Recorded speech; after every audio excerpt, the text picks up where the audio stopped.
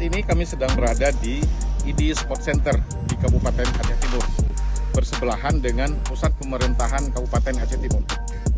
Kami sedang melaksanakan gotong royong dengan seluruh ASN yang ada di pusat pemerintahan Aceh Timur. Kami mendapatkan tanggung jawab untuk mengawal pelaksanaan cabang olahraga sepak takraw. Kami mengharapkan dukungan dari seluruh masyarakat Aceh Timur, khususnya di kecamatan-kecamatan, kampung-kampung, sekolah-sekolah yang ada di seluruh Kabupaten Aceh Timur untuk kita bisa mendukung, berpartisipasi dalam bentuk apapun. Masyarakat Aceh Timur yang sangat islami dan syariah ini sangat peduli dengan kebersihan. Dan para tamu-tamu kita yang akan datang ke sini nanti juga merasa lebih nyaman.